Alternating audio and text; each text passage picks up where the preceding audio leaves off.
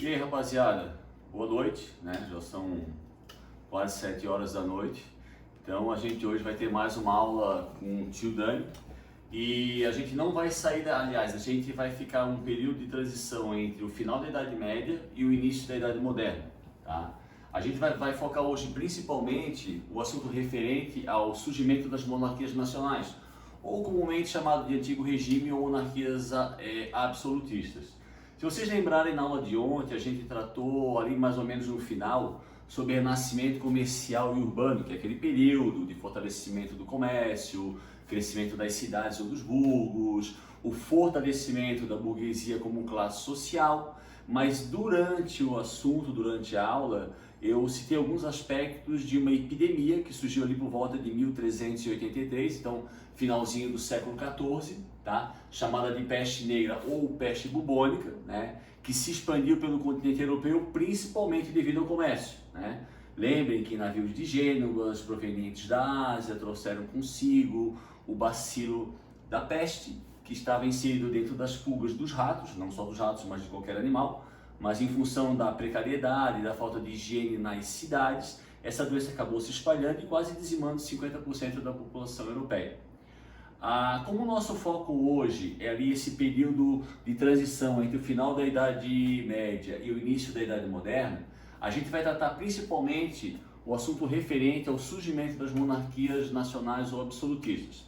E, como está aqui na tela, tá? A gente vai falar sobre um movimento camponês chamado Jacquerie. Na realidade, esse movimento ele é uma consequência da peste negra, tá? Porque quando a peste negra acaba, ali por volta, durou entre 4 a 5 anos, tá? Houve uma grande mortandade, principalmente de servos, né? Que é a população mais carente e a população mais pobre. E o que aconteceu? Muitos senhores feudais fizeram os servos que sobreviveram trabalharem dobrado, pagarem mais impostos para compensar os servos que haviam morrido.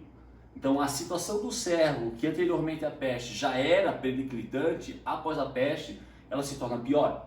E essa situação, essa piora na vida dos servos causa um movimento revolucionário. O nome Jacquerie, obviamente é um nome francês, ele surge na França, vai para a Inglaterra, ele se espalha por todo o continente europeu. Vocês poderiam me perguntar, tio Dani, mas o que esse movimento tem a ver com o surgimento das monarquias nacionais ou absolutistas? A peste negra ela enfraquece a sociedade europeia de forma geral, inclusive os senhores feudais. E uma grande parte dos senhores feudais, eles não têm condições militar e financeira de deter essa revolta camponesa, que era extremamente violenta. E esses senhores feudais, eles vão acabar pedindo o auxílio dos grandes senhores feudais, que lá na Idade Média a gente chama de suzerano. Muitos deles seriam reis, mas que não tinham mais aquele poder de rei, mas tinham um feudo maior. Então, na realidade, o Jacquerie ou revoltas camponesas, ali do final do século XIV, é uma revolta que ela enfraquece o poder do senhor feudal, dos senhores feudais, mas ela fortalece o poder do suzerano. Em linhas gerais, vocês são os senhores feudais e vêm pedir ajuda para mim. Eu vou falar o seguinte: beleza, eu vou ajudar. Eu vou ajudar vocês a sufocar essa revolta camponesa, mas em contrapartida, a partir de agora quem manda sou eu. Então, a revolta camponesa, denominada de Jacquerie, ela é sim um fator que, agregado a outros fatores, vai colaborar com o fortalecimento do poder dos reis. E isso vai dar origem ao que nós chamamos de monarquias nacionais, tá? Só para frisar, antes da gente partir para o próximo quadro, tá? No continente europeu, principalmente na Europa Ocidental, né? As primeiras monarquias nacionais a aparecerem na Europa é Portugal e Espanha, depois França e Inglaterra, tá? Mas apesar disso, a gente vai iniciar aqui o assunto analisando o surgimento da monarquia inglesa e depois da monarquia francesa, tá? Então, na próxima imagem, a gente vai verificar uma característica muito importante do fortalecimento da monarquia inglesa, né?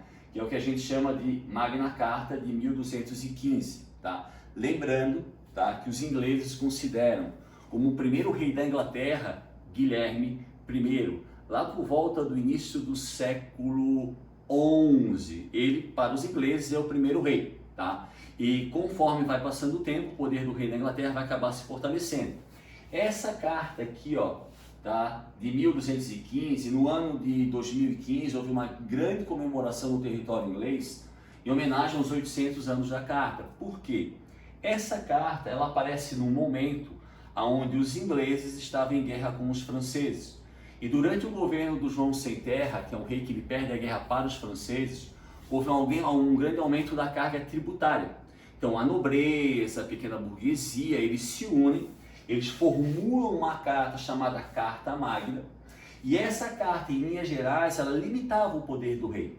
Porque o que ela dizia? Que toda vez que o rei fosse tratar de algo relacionado ao aumento da carga tributária, de acordo com a carta, né, ele teria que pedir o conselho ou o consentimento de uma assembleia, que posteriormente vai se chamar parlamento, né? Então, querendo ou não, essa carta, segundo os ingleses, ela vai dar origem ao que a gente chama de parlamento. E hoje todos nós sabemos, né, somos alunos do terceirão, que a Inglaterra, logo depois da Revolução Gloriosa lá do final do século XVII, ela se torna uma monarquia parlamentarista, onde existe um monarca, uma rainha, um rei, ele tem um certo poder, mas na realidade quem faz as leis, quem governa o país é o parlamento, criado pela Carta Magna de 1215, certo? Numa próxima etapa, tá, a gente vai analisar a Guerra dos 100 Anos. Essa figura aqui, ó, eu até coloquei aqui para destacar, ela é uma representação da Joana d'Arc, que é uma grande heroína, principalmente do exército francês, e uma das principais responsáveis da vitória da França na Guerra dos 100 Anos. Tá? Essa guerra ela vai acontecer ali entre o século XIV e o século XV, entre França e Inglaterra. Lembrando que nesse período não existe França como ela é hoje, ou Inglaterra como ela é hoje. Mas essa guerra, independente de quem ganha ou de quem perde, ela acaba fortalecendo o poder do rei. Porque há um conflito. Então, tanto do lado inglês como do lado francês, sempre que há uma guerra, é necessário ter uma liderança. Qualquer país que está em guerra, ele precisa ter uma liderança. Então, a Guerra dos 100 Anos, que é uma guerra travada entre Inglaterra e França, entre o século XIV e o século XV, ela é um conflito violentíssimo, obviamente, que vai fortalecer o papel do rei dentro da sociedade, seja ela da sociedade francesa ou da sociedade inglesa. É claro, principalmente da francesa, né? Como eu já falei há alguns minutos atrás, Joana d'Arc é uma das principais responsáveis da vitória da França na guerra. Então, obviamente, a França sai vencedora, então o poder do rei, a figura do rei na sociedade francesa, ela cresce muito. Com relação à Inglaterra, isso é um pouco mais tardio, porque logo depois da Guerra dos 100 Anos, os ingleses mergulham no que nós chamamos de uma guerra civil, Guerra das Duas Rosas, que é uma guerra entre a alta nobreza inglesa, que vai dizimar mais ou menos 7 famílias inteiras, né? Então é só depois dessa guerra que aparece o Henrique VII, que seria ele que vai selar a paz entre as duas famílias, né? Guerra das Duas Rosas. Seria uma família, tem a Lancaster e tem a York. Essas famílias têm como símbolo uma rosa vermelha e uma rosa branca, né? E o Henrique VII, ele é que sela a paz entre essas duas famílias. E ele vai ser o pai de Henrique VIII, que é considerado pelos historiadores o primeiro rei absolutista da Inglaterra, certo? Então, se a gente pensar, analisar de forma mais breve, a Guerra dos 100 Anos, primeiramente para os franceses, fortalece o poder do rei na sociedade. Posteriormente, principalmente após a Guerra das Duas Rosas, vai fortalecer o poder do rei com o aparecimento de Guilherme VII, de Henrique VII e depois de Henrique VIII. Né? Na próxima imagem, né? Essa imagem, tá? A gente já sai ali da Grã-Bretanha e do centro da Europa, onde se localizavam Inglaterra e França, e a gente passa a analisar o processo que vai dar origem ao que nós chamamos de, nesse caso aqui, Portugal e Espanha, tá? Então eu fiz questão de mostrar esses 3 mapas, tá? Se a gente for pensar na aula ali pelo final do mês de fevereiro, início do mês de março, a gente aprendeu sobre a religião muçulmana, a sua origem, Maomé, Noite da Revelação, o Alcorão, a Kaaba, tá? E a gente aprendeu, inclusive, que após a morte de Maomé, ali pelo século VII, tá? Os muçulmanos eles deram início a uma expansão territorial né, onde eles vão ocupar toda a Península Arábica, hoje nós chamamos de Oriente Médio, todo o norte da África, e aqui, ó, pelo Estreito de Gibraltar, onde se localiza Espanha e Marrocos, os muçulmanos vão entrar e vão dominar praticamente toda a Península Ibérica, né, região da Europa, que hoje está localizada em Espanha e Portugal.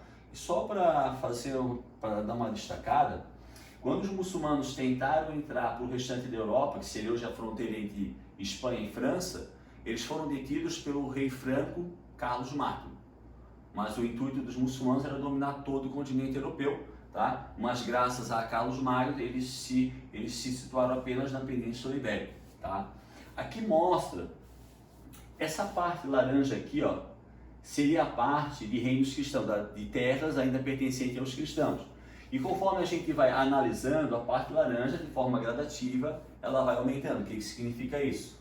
Com o passar do tempo, tá? Lá do século VII, que é o início da invasão muçulmana na Península Arábica, até o século XV, que é o século onde os muçulmanos são expulsos de forma definitiva da Península Arábica, da Península Ibérica, tá? Há um processo gradativo onde os cristãos, com a ajuda de cristãos de outras regiões da Europa, o que a gente chama isso de guerra de reconquista, eles vão expulsando de forma gradativa os muçulmanos da Península Ibérica.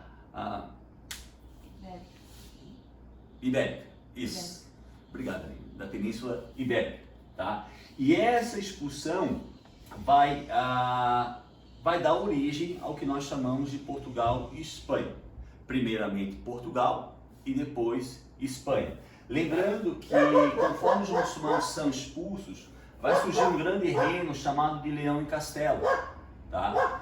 E só para fazer um adendo, o Afonso VI, que era rei de Leão e Castela, ele vai ter ajuda, por exemplo, de Henrique de Borgonha. Aí o Papique, meu cachorro, não para de latir.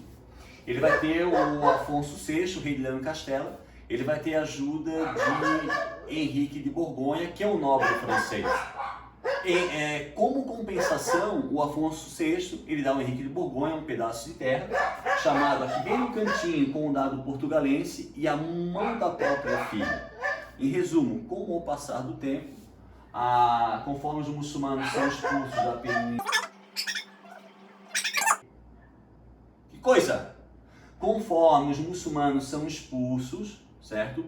O Henrique de Borgonha ele vai ter um filho chamado Afonso Henrique de Borgonha, Afonso em homenagem ao avô Afonso VI, Henrique de Borgonha em homenagem ao pai, né? Quando os muçulmanos são expulsos, certo?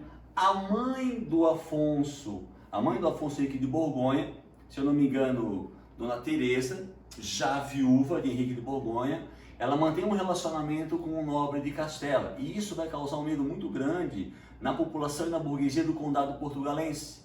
Tanto é que se a gente, por exemplo, viajar para Portugal, tu vai encontrar o nome Afonso Henrique de Borgonha em vários locais, praças, chafariz, estátuas, em tudo quanto é canto, porque ele é considerado o primeiro rei de Portugal.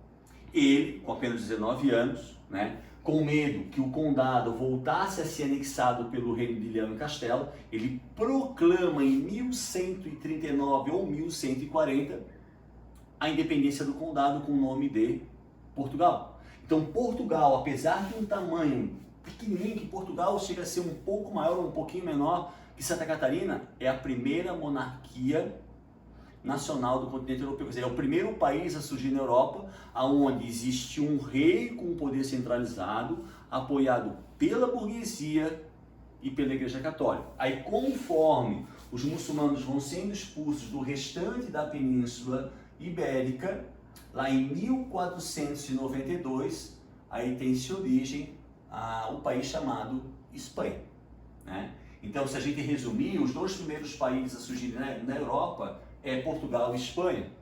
Tanto é, na próxima imagem ali... Bom, agora que a gente fez uma análise bem detalhada dos fatores que colaboraram com o surgimento das monarquias nacionais, principalmente Portugal e Espanha, eu vou usar essa imagem aqui para destacar um assunto relativo à expansão ultramarina, né, ou grandes navegações. Tá? Lembrando que esse processo, né, denominado de grandes navegações, ele é deflagrado primeiramente por Portugal e depois pela Espanha, pelas razões que a gente já falou antes, né? As duas primeiras nações a surgirem na Europa. Essa imagem aqui, ó, como vocês estão olhando, é uma imagem, é o mapa mundi, e se vocês observarem, existem várias linhas, tá? Uma linha azul, uma linha amarela, uma linha laranja, uma verde, uma vermelha. Essas linhas, tá, elas estão destacando as rotas marítimas de alguns navegadores, né? Que a gente pode citar como, por exemplo, Cristóvão Colombo, Fernando de Magalhães, Pedro Álvares Cabral, Bartolomeu Dias, Vasco da Gama, certo? Que seriam, dentre outros, os navegadores dos que a gente mais conhece, né? Lembrando, tá, que as grandes navegações elas foram deflagradas também por quê? Por portugueses e espanhóis. O foco principal, tá, dos povos ibéricos era a compra de especiarias. Especiarias, né, seriam joias, tapetes, temperos, elas sempre chegaram ao continente europeu. Mesmo antes das grandes navegações, já no século XIV, no século XIII, no século XII, mas como é que elas chegavam ao continente europeu? Elas percorriam, saindo da Índia, onde hoje é um país chamado Índia, passavam por rotas quase sempre controladas pelos árabes, depois entravam em rotas marítimas controladas pelos mercadores italianos de Gênova e Veneza, e quando chegavam ao mercado espanhol ou português, chegavam a um preço muito exorbitante. Então, primeiramente, qual seria o primeiro objetivo de Espanha e Portugal? Descobrir uma nova rota, uma rota alternativa que os levassem até as Índias sem percorrer as rotas citadas anteriormente. E aí, Portugal, primeiramente, né, descobre uma rota onde eles vão circundar o continente africano, tanto se a gente analisar países como Angola, Moçambique, Cabo Verde, são países que falam português e se localizam no continente europeu porque sofreram esse processo de colonização lá entre o século XV e XVI nas grandes navegações, né? No caso dos espanhóis, os espanhóis eles não poderiam percorrer essa rota porque já era uma rota de domínio dos portugueses. Lembrando que espanhóis e portugueses durante muito tempo foram grandes inimigos, né? E aí, segundo os dados históricos, né, Cristóvão Colombo, que era um navegador nascido em Gênova, trabalhando para o governo espanhol, ele resolve seguir uma rota alternativa, onde, segundo ele, acreditando que a Terra já fosse redonda, só para destacar, rapaziada, esse período das grandes navegações, ele também compreende o período do renascimento cultural, um assunto que ontem a gente citou de forma bem breve, quando o ser humano ele começa a dar uma ênfase maior à ciência. Isso quer dizer o quê? Aí eu citei até ontem o nome de Nicolau Copérnico, com o heliocentrismo, onde ele destaca que a Terra não é os planetas que giram ao redor da Terra, mas sim a Terra e os outros planetas giram ao redor do Sol. Então Cristóvão Colombo, tendo uma noção que a Terra fosse redonda, segundo ele, percorreria em linha reta, alcançando, obviamente, o continente asiático. E aí, segundo os dados históricos, ele vai, na realidade, aportar numa terra que hoje nós chamamos de América ou continente americano, em homenagem ao navegador Américo Vespúcio, certo?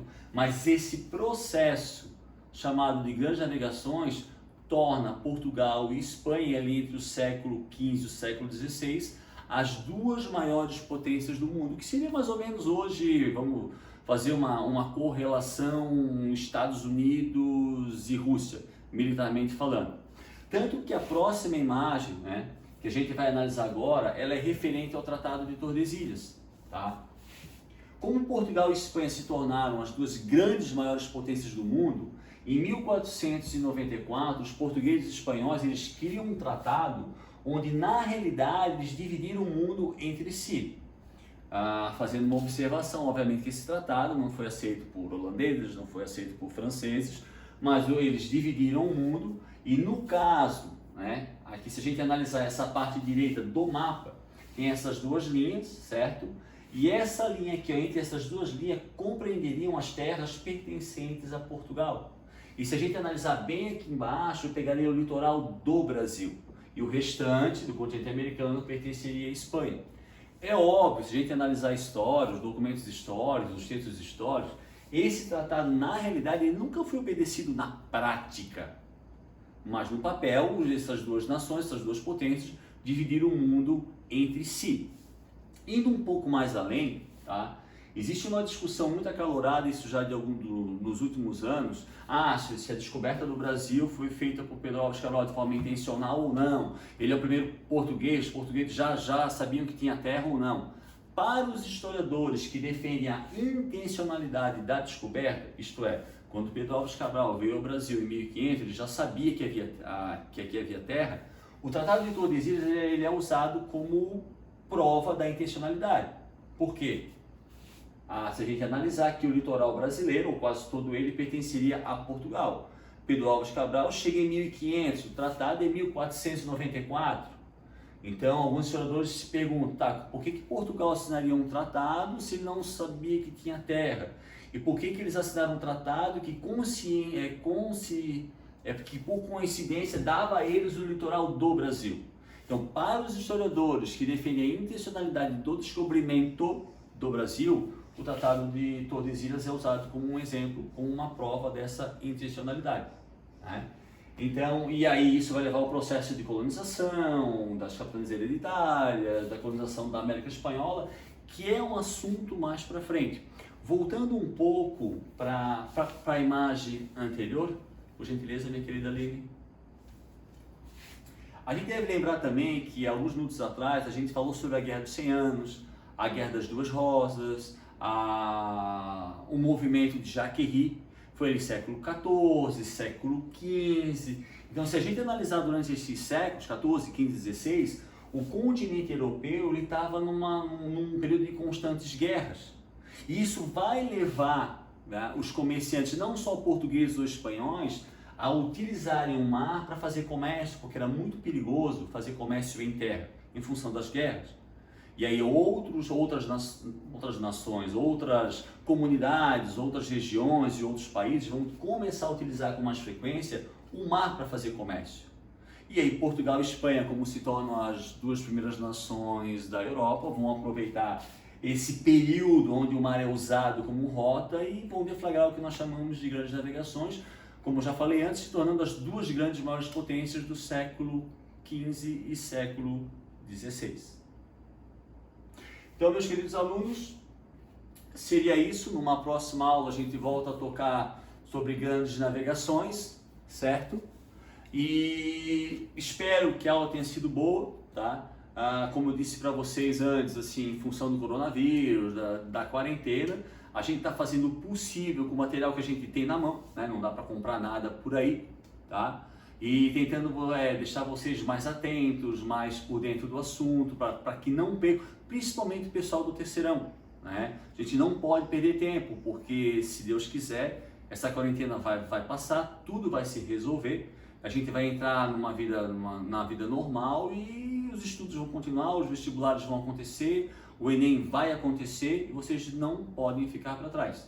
Por isso da minha preocupação com relação à disciplina de História.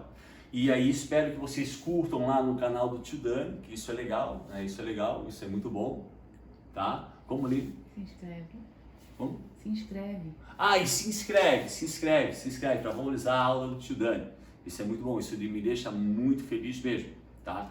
E quando eu olho ali o Instagram, olho as postagens, vejo que o pessoal tá assistindo, cara, isso me deixa muito feliz porque é uma valorização do meu trabalho. Eu nunca tinha feito isso, é a primeira vez e assim, é legal e eu vejo uma forma de agregar mais conhecimento aos alunos, principalmente nesse período que a gente é obrigado a ficar em casa, certo? Então, rapaziada, lembra também, a aula, ela é uma síntese de um assunto. Então agora vocês vão fazer tópicos, vão ler a apostila, vão ler um livro, buscar algum site na internet para agregar mais. Eu tento dar o meu apoio da melhor forma possível, mas vocês também precisam estudar. Beleza, rapaziada? Valeu! E também não posso deixar de citar mais uma vez, obviamente, né? A aula eu dou, mas tudo só acontece por causa dessa grande mulher chamada Aline Gastaldi.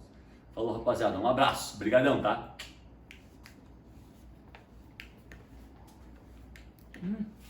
Opa!